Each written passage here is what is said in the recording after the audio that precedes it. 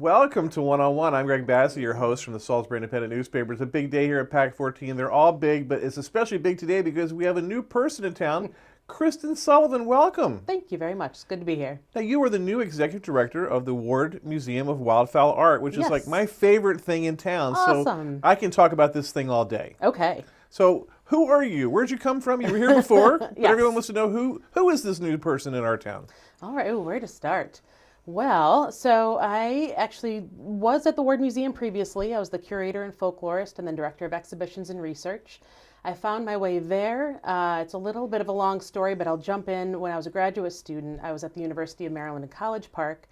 My background is in anthropology, and I did my major project on Chincoteague decoy carvers and hunting traditions, and found my way to the Eastern Shore as part of that, and just stuck around. He couldn't get rid of me.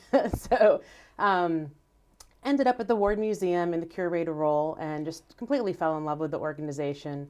But left for a time to go and to Washington State, where You went where we all want to go. You went to Washington State.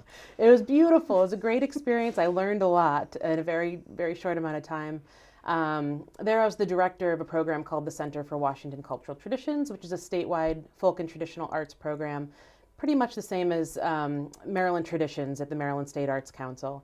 So I actually brought a lot of my Ward Museum experience there because the Ward Museum is a partner organization with Maryland Traditions, where our folklorist works in part on behalf of that. So so there was some relationship there, and when I saw that this opportunity was coming open, there's just a little something in my head, a little tickle saying I wanted to go back to the Eastern Shore. It's a great job. It's a fantastic institution, and it really brings together all of my interests in learning about and supporting the natural environment, the arts, local regional heritage. It sort of has it all for me, and I couldn't resist the opportunity, and it's really a homecoming for me. Yeah. Well, you mentioned Maryland Traditions and the idea of the folklore stuff that keeps on through the Ward Foundation, through the museum. And I have to say, I never got it growing up. I never understood there was anything special about anything that we ever did here. And I have to say, it was at the Folk Festival last year, where the woman who skins the muskrats and was lecturing about muskrats got all the attention. And I was like, I have no interest in anything that she's doing. But these people are completely fascinated, and it really is special, the things that go on here. Stony Whitelock sitting there on the skipjack talking about, skipjack. I think skipjacks are awful. It's a bad way to oyster. I'm really opposed to them. Yeah, they're pretty sailing, but I think they're bad for the bay. I got the real bad attitude about skipjacks. But he's telling skipjack stories, and these people are mesmerized by this man. And there is lots of special things going on around us here, and we've got the Ward Museum to sort of contain all that and remind us of that. Yeah, absolutely. And I think the Ward Museum, not enough local folks go there. We got to get more people in to understand or to see what it is and to experience it. We've got to get out there more and interact with our community and show you all why we're special and to work with our local community to make us better. But I would love to invite people in to see, we have our collection of antique decoys and of contemporary wildfowl art, and that's sort of what we're known for, I think, are these amazing pieces of art that are inspired by nature, right? But we also have, like you say, programming and events and things related to what we would call folk life of the Eastern Shore, right? The sort of the traditions that we all carry on, and contemporary pieces of wildfowl art that are inspired by nature, which is present right there at the Ward Museum on Shoemaker Pond. It's a beautiful location and inspired by the setting of the Eastern Shore. But we also do, events, different types of programming that really support and help to further understanding of local traditions, of what we would call folk life, sort of the knowledge that people in this region have that maybe you didn't think of as being as special as we really believe that it is, and we like to celebrate and support our local communities. We also do extensive environmental education and arts education through our education programs, through classes, through summer camps, through outreach to schools. Really, there's a lot going on at and through the Ward Museum. So we have absolutely all the decoys that I think you think of, but it's so much more. Sure.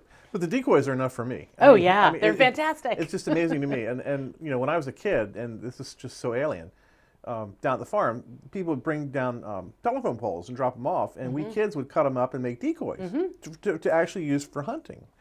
So I sort of studied that, and my decoys were terrible. I had no ability at all. I could get the shapes and stuff and get the weight, but that's really all that mattered because they were basically silhouettes in the water.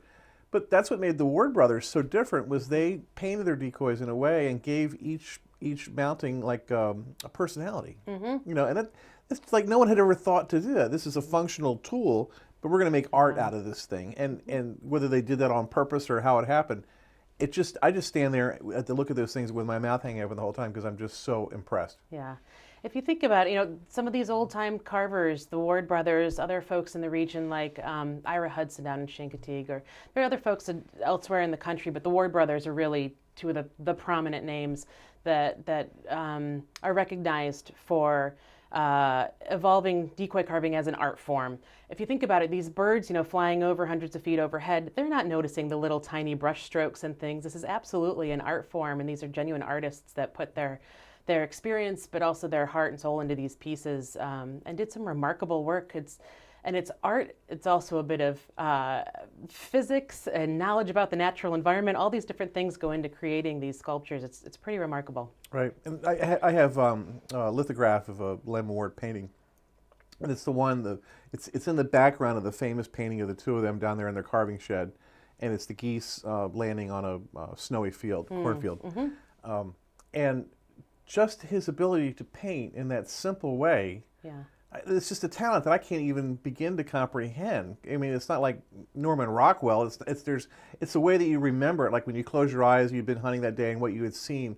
It's actually painted the way that you remember it, if that makes any sense at all. Absolutely. And so it really takes somebody who is of this place to paint like that. I think that they really get that on that level. And I'm glad to hear that it resonates with you in that way as well. That's great. You have the two big shows a year. You have the one in Salisbury and the one in Ocean City. Tell me what those are. Sure. So we have the this is a tongue twister, and I challenge anybody to say this 5 times fast. But the Ward World Wildfowl Carving Competition and Art Festival. You should try typing it. Yeah. I'm better at typing it than I am at saying it, which is embarrassing as the executive director. Say it again, just so everyone can hear you. No, I can't. The Ward World Championship Wildfowl Carving Competition and Arts Festival. You can call it Worlds, the World's Competition. That's which what is we call what it is around the office. And so this is really a 3-day event, and this year it's going to extend a little bit into a 4-day event, which I'll explain, in Ocean City at the Convention Center. And we have competitors coming in from all around the world. So we've had, I think, folks from 8 different countries that come in, Russia, Japan, lots from Canada, and so on. And so folks come in from all over the world and bring a wide variety of different styles of carvings that they've been working on over the year and put them into competition with one another. So it's a beautiful art show, but you can also see some of the best that are competing against one another for prizes.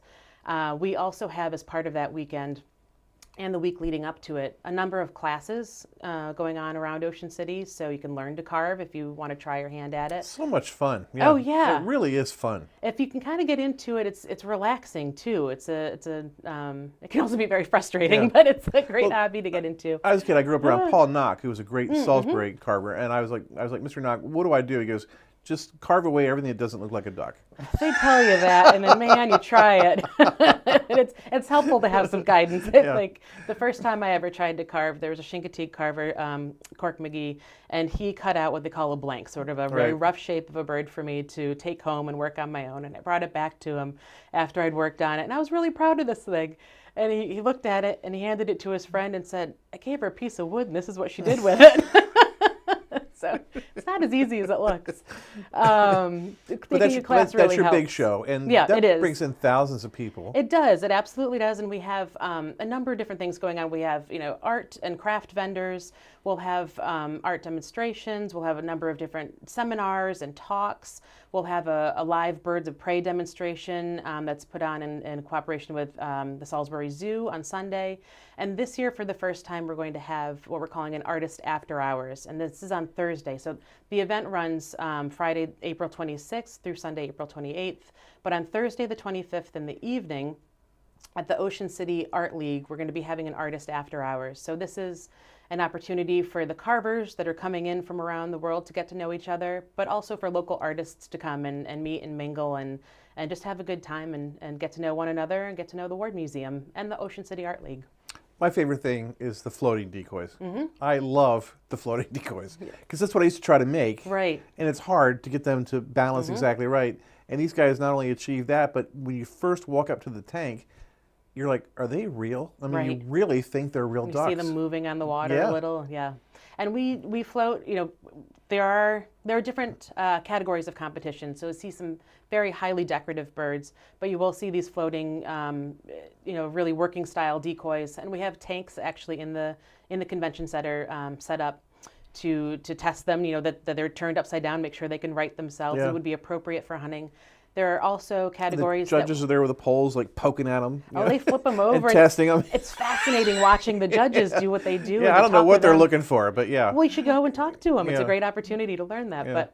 But we also float birds out in the bay behind the convention center. So there are guys out there in a barge watching these birds float, and folks with waiters, arranging them and testing them. So there's all sorts of different types of competition elements at play.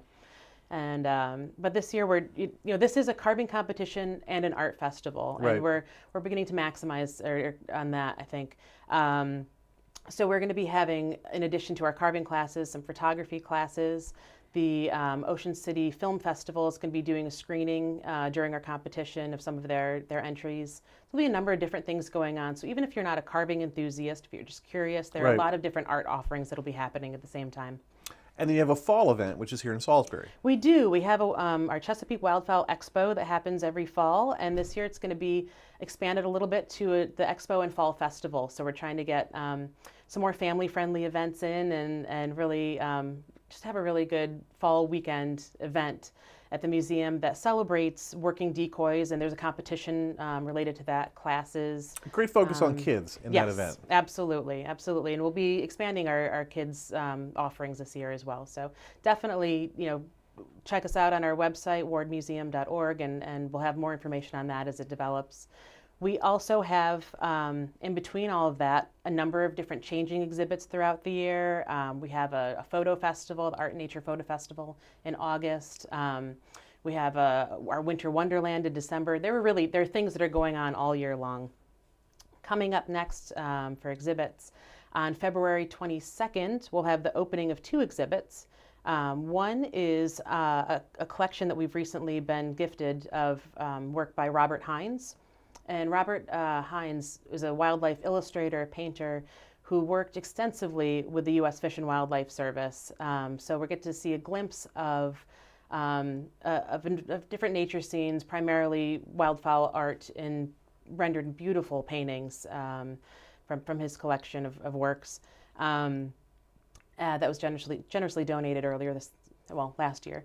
And then we will also have our student art show, and so that's one of my favorite things. We've got world-class artists that exhibit at the Ward Museum, but through the student art show, we invite students from all over Delmarva to submit work. It's not a juried competition, so any student who submits something will have it on the walls, and it's an opportunity for kids to come in and say, look, I'm an artist. Yeah. And to really ignite that spark, to encourage kids to continue and pursue their artwork.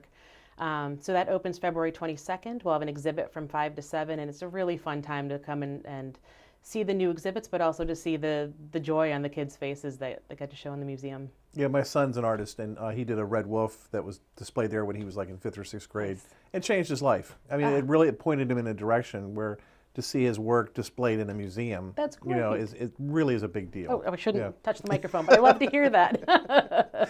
Yeah, it was a big deal for him. It really was. That's great. I'm glad to hear that. How do we get more people to go to the Ward Museum? I feel like too few people or too many people don't know that it's there. And like you talk about this exhibit, it's like the perfect thing for a weekend in the middle of the winter to go do. Sure. That's the $1 million question, and it's something that we'll be working on. As a new executive director coming in, that's something I want to focus on, is really engaging our local and regional communities more. So I would invite people to contact me if they have ideas along those lines, and we'll be doing some targeted outreach. But I don't think they're like not interested in the content that's there. I think they just don't don't know it's there. Yeah. Well, so this is really, it's a great question. How do we get more folks in? Because we'd love to have everybody come in and experience the Ward Museum. But we encourage people to come in to enjoy the exhibits, but check out our classes. Maybe there's an opportunity to work with a master artist, with a carver, with somebody. We're doing a Photoshop class. Right. We've got a number of different types of offerings that maybe you wouldn't think of normally. We've got summer camps for kids. They can come in for the day and spend the day with us and take some courses related to art and environmental education and so on. When I think about that, maybe my premise is wrong. Maybe it gets plenty of use. We can always use more visitors. Well, when I think about when I'm there, it's busy. But I know when I talk to people socially, they don't seem to know about it. That's my experience too. When I go to the hairdresser, when I go to the grocery store, and I strike up conversations with everybody that's willing to talk to me to say, have you been to the Ward Museum? And not enough people have come in. So we're looking right now to figure out how to expand and to really meet the needs of the community and reach folks. So it's something that we're working on, and I think that you'll see growth and variety in the types of our changing exhibits that we have, in the educational offerings and so on in the coming years.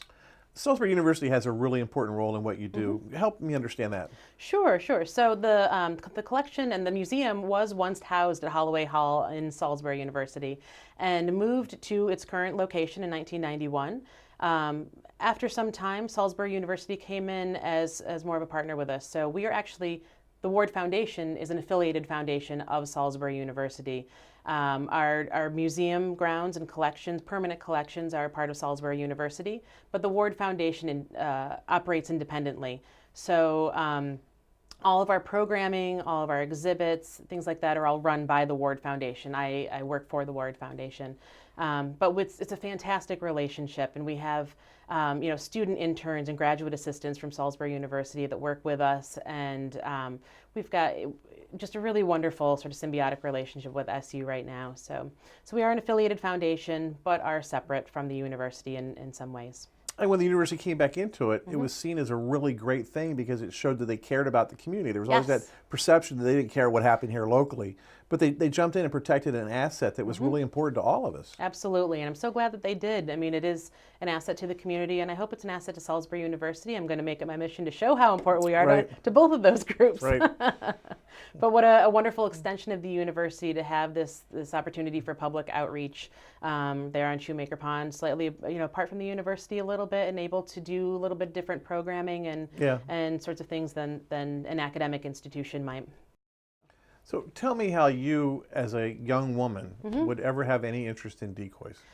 First of all, thank you for saying I'm a young woman. But how would it trigger in you to have an interest in decoys?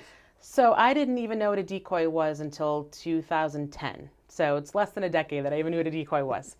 But when I was a graduate student, was brought on to a project where I was doing some research in cooperation with the National Park Service at Assateague, so Assateague Island National Seashore.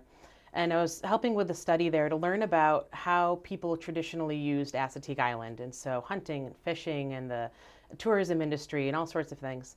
And as part of that, I learned about decoy carving and wildfowl hunting.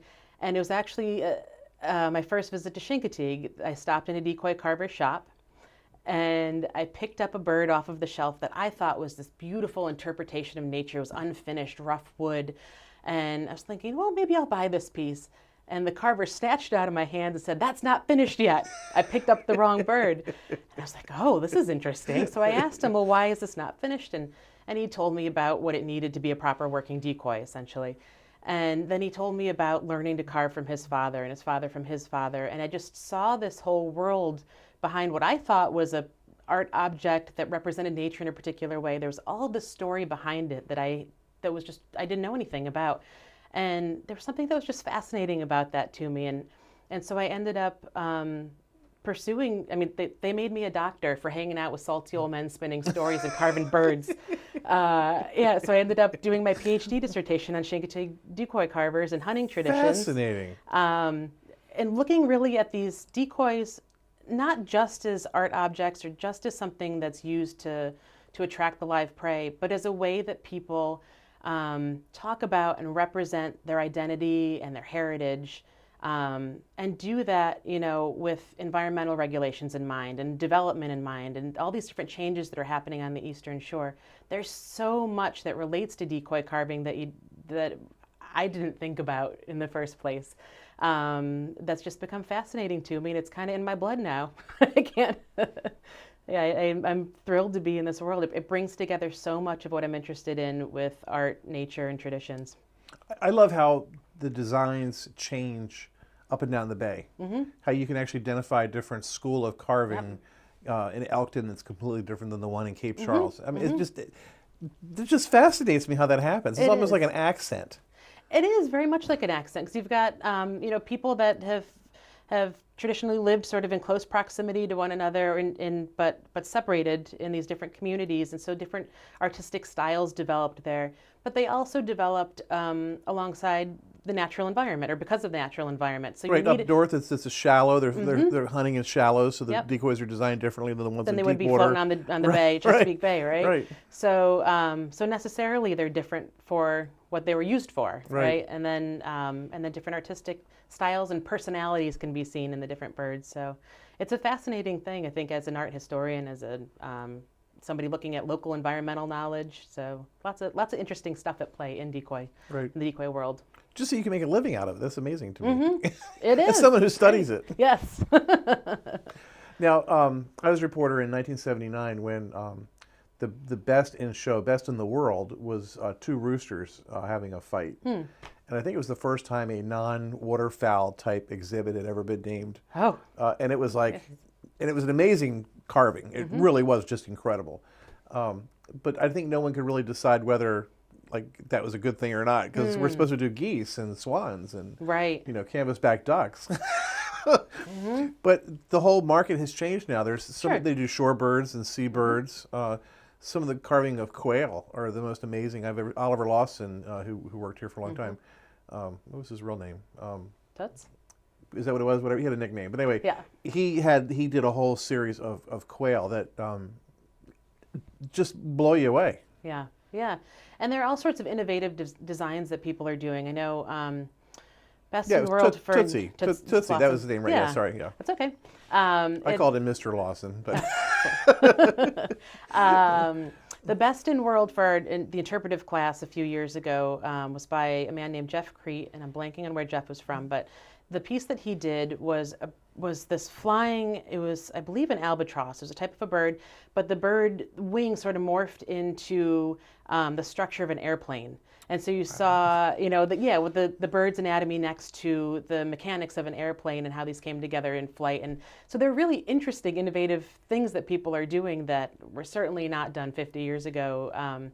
And this is not saying what was done 50 years ago was bad by any means. It was beautiful, but styles change and culture changes, and every people and communities change. So the art keeps up with that, and we're happy to see those innovations.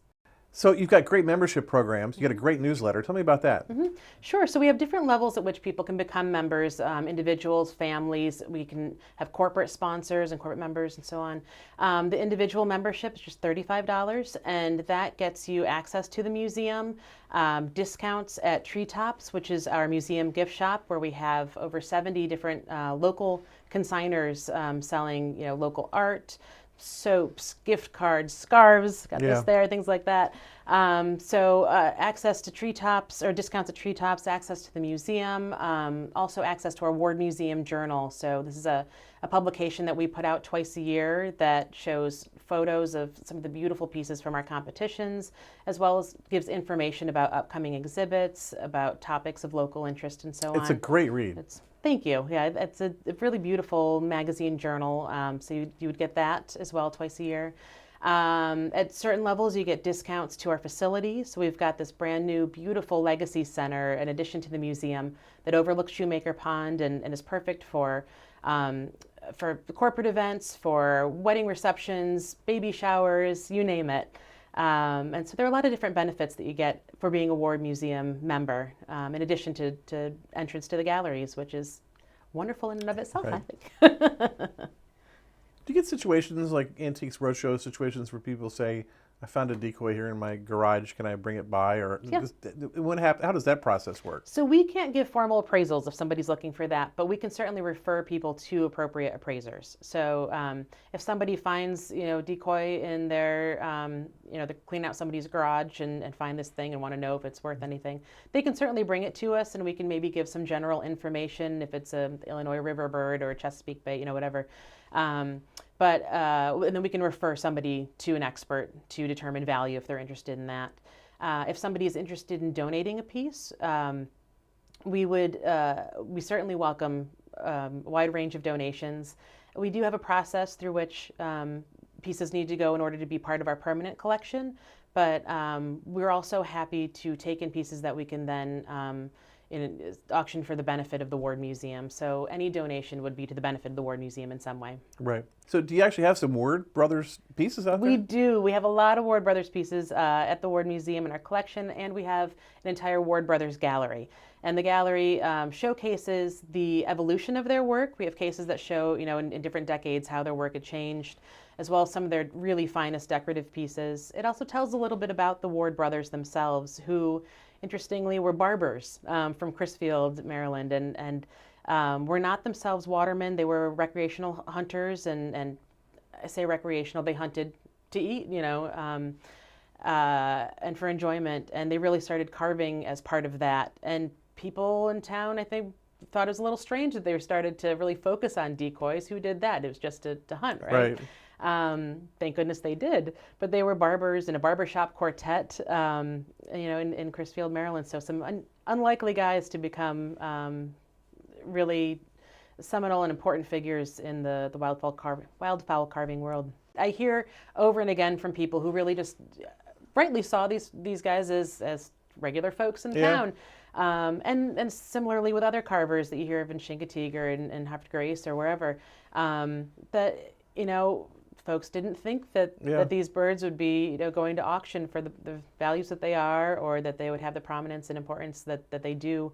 And I mean, it kills me to think of how many decoys were burned, right, just because they were falling apart a little, or you needed firewood or whatever. That there are so many that have been lost over the years, but I think you're not alone in that regret. Well, thank you for what you do for keeping it up, and thanks for keeping the Eastern Shore folklore going. Oh, sure. I'm so happy you've got a beautiful facility. Wish everyone was there every day, and we'll try to help that happen. Thank you. But just keep doing it because you're doing a great job. And with our folk festival, that's it's all symbiotic, I guess. It's all a great thing right now. So thank you so much. I really appreciate it. She's Kristin Sullivan. She's the new executive director of the Ward Foundation. We're thrilled to have her here today. Thanks for being here. Thank you so much for having me. I'm Greg Bass from the Salisbury Independent Newspaper. Another edition of 101 right here on PAC 14.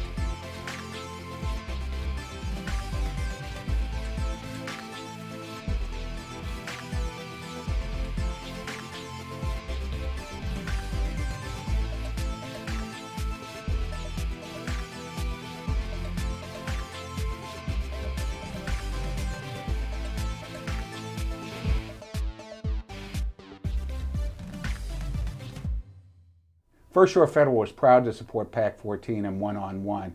We'd encourage every business to support PAC 14 and pick a program and support it, and let's make a difference.